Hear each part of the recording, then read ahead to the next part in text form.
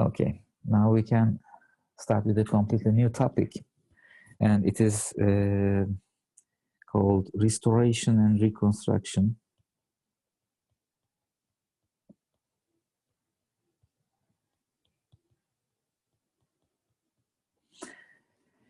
The reconstruction will be mentioned further later, but restoration is more like it. And it's not a topic specific to image processing. It's applied to all aspects of signal processing, essentially. But in image processing, it's extensively used because usually it's the images that are degraded and the resolution is lost and things like that. So usually image signals are most prone to such distortions, and restoration from those is a very typical application. So we have to see some of those typical techniques. The situation is as follows. We have an image source which we would like to restore or reconstruct. We can call it U of X and Y. Let's think of everything in continuous time. So X and Y are continuous spatial axes. The assumed distortion is consisting of two stages. One of them is a linear and time invariant filter, which is a very rough assumption, unfortunately, because it could as well be quite nonlinear or time varying or space varying. But this assumption will help us to develop some mathematical tools. And then it makes, it produces a filtered version. It could be, for instance, a blur function. And then on top of it, we add a noise. Let's say eta of xy. And the output is our observation, V of X and Y. So from V of X and Y, if we know something about the editor noise, independent from the signal, and the filter, if we can estimate that filter a little bit, we can do something. And the typical places where such filtering may appear could be listed as, for instance, H of xy could be the function of an aperture. So even while taking a photograph,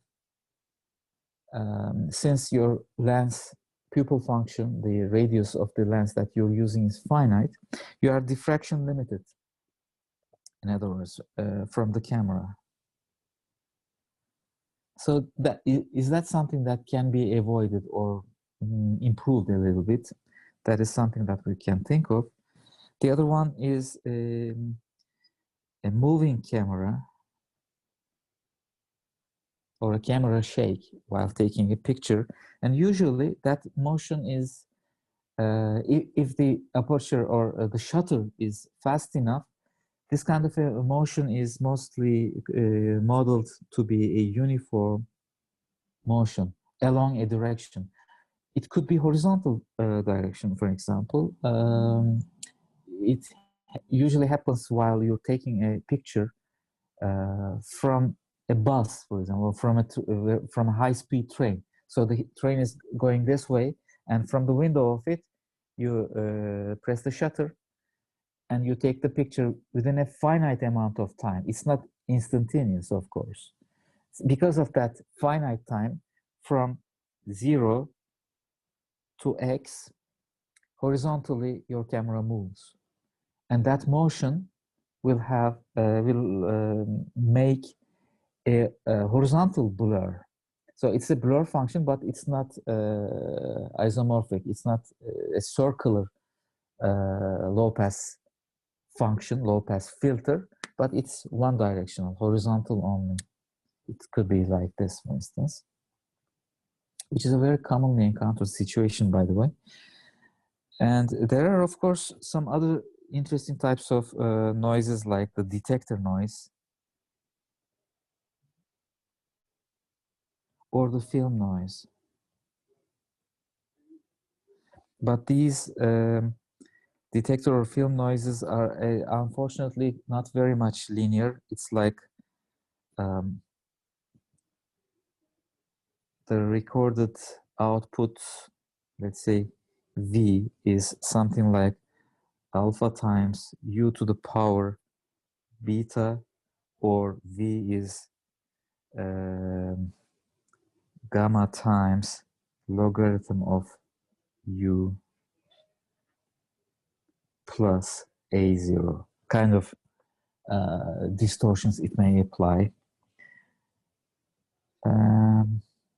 And film noise and sensor or detector noises have some other types of noises that are also known as insensitivity noise, which results in the form of granularization of the image. So you encounter grains, which are larger than the pixels. 1 pixel is, of course, the limit for a digital acquisition, but if the sensor is too insensitive, it stays open for a long time, and in that long time, somehow it produces patches of uniform pixels like tiles inside the image that makes a granular way of visualization. So that is also some kind of distortion that we can think of. But for the time being, we will mostly use linear and time invariant or linear and shift invariant structures for H, for the distortion. And we will assume this one to be independent and additive. Okay, it's not multiplicative, for instance, the assumption, in our assumption.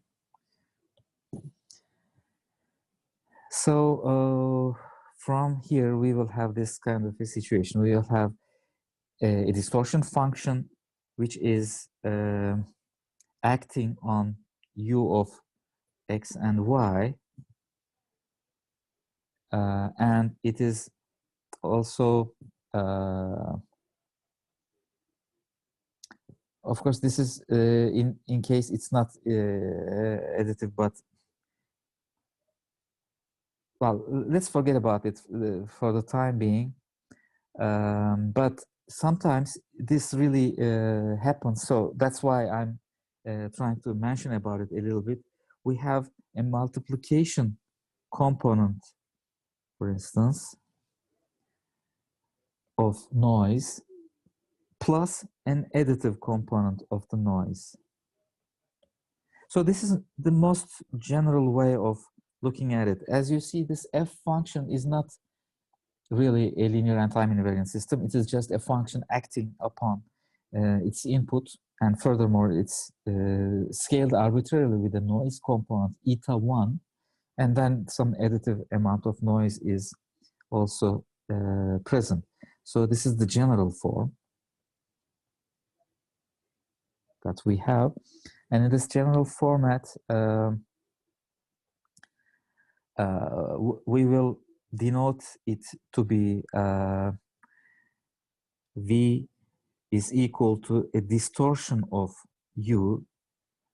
We can always simplify the equation within the box into this kind of a distortion kind of operator, and we are trying to obtain U as the inverse distortion operation from V. But is it really possible? The problem is, at this point, when you try to invert, because of the singularities or the 0 points, the zeros of the distortion function, which really exists, unfortunately. The distortion is something that merges some information and therefore loses the information. So in the transfer function domain, like the Fourier domain or the Laplace domain, for instance, it corresponds to multiplication because it's not convolution anymore. In time or in space, it's convolution. In spectrum, it's multiplication. It's like multiplying with a 0. So when you multiply with a 0, you get a 0, and from that 0, it's impossible to go back, because that 0 could correspond to anything. It could be just U1 or U2 or infinitely many variants if it is completely 0, for example. So we have these problems. How can we avoid these problems with under some assumptions of linearity, for instance? Clearly, even in the linear case, we need a lot of assumptions. We need further assumptions to make, and it's still not precisely possible. If the information is lost, it's lost. If there are side informations, you may try to merge that, fuse that information into your reconstruction, but it's usually difficult. Now, this V and U, let me not use it, because I will skip to a new notation from here on, and that will be Y is equal to distortion of X kind of notation. I wasn't using it previously because I was referring to X and Y as a horizontal and vertical axis, but now X is the input and Y is the output from now on. And let's assume that the distortion is without any noise, and that is X convolution with H. So it's a linear and time invariant filter H acting. So Y, which is the Fourier transform, the capital Y, is like capital X times capital H, like this. And the same Y could be obtained for X1 and X2. So for instance, Y1 of omega 1, omega 2 could be X of omega 1, omega 2 plus X2, let's say, of omega 1, omega 2 times H of omega 1, omega 2. So even though I add some further signal X2 at a certain omega 1, omega 2 value, of course, it doesn't have to be for all omegas, but for a certain omega point, even though I add this extra component, it still gives you the same Y1. When could it happen? It could happen if, for instance, H of omega 1, omega 2 is 0. So if that is the case, for that particular value of omega 1 and omega 2, if the filter is attaining a value of 0, then we can just add an arbitrary amount of X2 into our signal, and it will still correspond to the same observation. So from that observation of Y, which of these X's, X1, X2, X3, whichever, how can we do these things? In general, to give some information, general information, the things that you need to consider are the following. You can have the distortion in various ways, actually. One way to look at the distortion is, for example, you may know it, which is good, or you may not know it. So it may be known or unknown. If it is unknown, you may want to estimate it a little bit, etc. It may be probabilistic or it may be deterministic. So the distortion could really be probabilistic. And in image processing, the situation of a probabilistic distortion is or may be encountered in turbulent air, for instance. We see mirage, right? In the desert, some hot air causes fluid-like a distortion. And suppose that those hot air flows are distorting the image behind it. So the system, the distortion system, is essentially probabilistic. It's just randomly behaving. within some statistics, of course, and it's not deterministic. Or it could correspond to a distortion function, which is just doing the same thing, that may be also deterministic. And if it is probabilistic, it may be classified into two, one with the known statistics. So you have some idea about what to do, and even the statistics may be unknown. And if it is probabilistic and the statistics is unknown, what you're gonna do? You may want to make some adaptive way of reconstructions maybe. So that's the hardest thing. If it is known and deterministic, then this red situation corresponds to this thing, corresponds to so-called deconvolution. And the name is quite clear, I guess, because D is the convolution. X convolution with H is giving you Y. So from Y, you have to deconvolve with H to come up with X. There are some deconvolution techniques that you may want to apply. For example, you can just, so we have some techniques. You may want to avoid H is equal to 0 frequencies. Okay.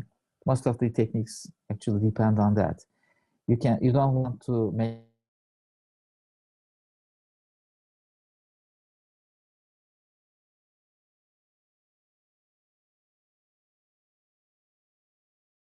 that would make an ambiguous deconvolution. So you leave them as unknown, but afterwards you just make an interpolation. For instance, those frequencies are left blank on the spectral domain. We are usually constructing the Fourier transform of the image in those techniques. How do we do that? We say that X hat is equal to Y over D. So we are literally dividing by D, but for D different than 0, or if D is not very extremely small. And for most of the frequencies, this is the Fourier domain I'm talking about. For most of the frequencies, you reconstruct it and you leave some places empty. So there are gaps in the X hat. Gaps in X hat of omega 1, omega 2. So for some frequencies, it's empty. What you really do is you may want to just make an interpolation from the neighboring frequencies for interpolating X hat of omega 1, omega 2. And finally, you take the inverse Fourier transform. And that interpolation may cause some complex values, some imaginary values. So you have to find a way to get rid of those imaginary or complex values by just eliminating, for example, the imaginary parts of the complex values in the space domain, in the time domain. Now, if there is noise, then the situation that we have is somehow, this is not a very accurate way of making a representation. I will explain why it's not very accurate. If there is noise, the situation is like this. X of omega 1, omega 2 times H of omega 1, omega 2 plus the noise Fourier transform, omega 1, omega 2. The problem in this expression is this. It's the Fourier transform of noise. Can we take the Fourier transform of a random signal? The answer is a big no. We don't really take the Fourier transform of a random signal, because random signals don't have Fourier transforms. In fact, random signals don't. If you have eta of x, sorry, eta of yeah, xy, that would be a pity because it means that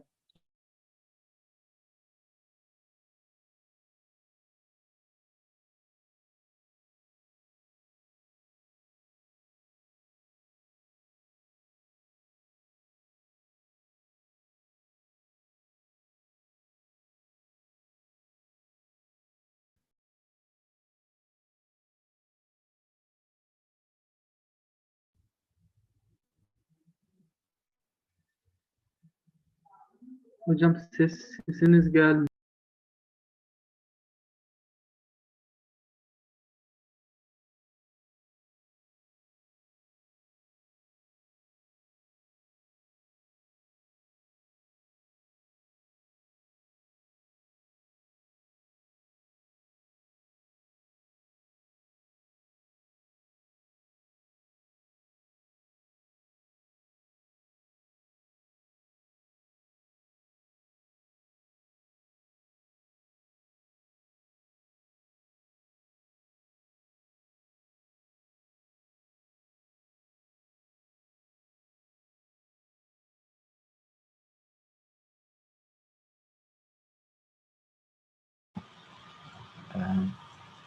sorry for this, but my tablet was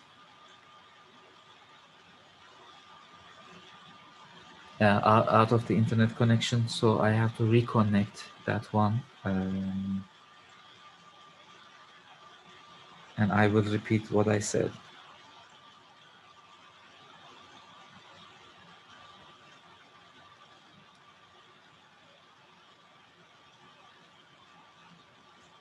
Let's see.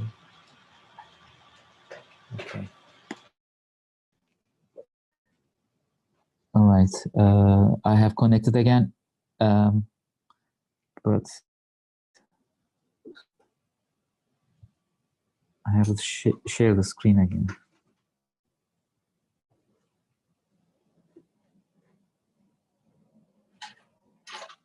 All right. Now I hope you can hear me again.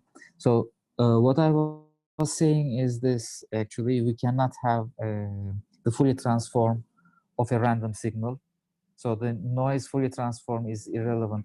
In fact, even the Fourier transform of the unknown telecommunication signal, which is X, is also kind of inappropriate to use because it means that we know X and we know X, then we know it. And we can only take Fourier transforms of known signals. So this is an inappropriate, in general, way of looking at the problem.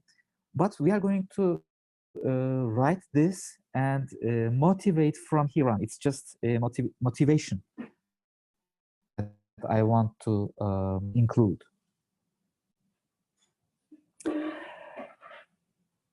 First, we can think of inverse filtering.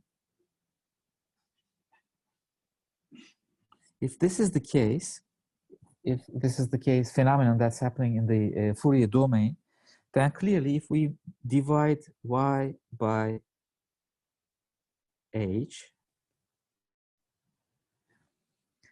and we can call it to be, let's say, x hat, which is the reconstruction. That would be equal to x of omega 1, omega 2 plus noise component, inverse filtered.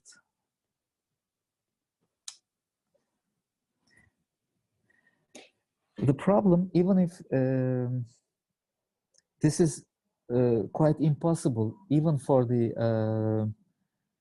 case of without a noise case. With the noise case, it becomes even more pronounced because if this is too large, then noise is amplified. So we don't want that, and we want to find some ways. We are all assuming that H is a known filter here. Let's say that, for example, this is an example, by the way. the noise, sorry, the distortion that we are doing is like a Gaussian distortion. It's a low-pass filter, Gaussian filter with this shape, like h is equal to e to the minus x square over 2 in one dimension. It may be multiple dimensional, of course. But this is, by the way, on the omega axis. Since the Fourier transform of a Gaussian is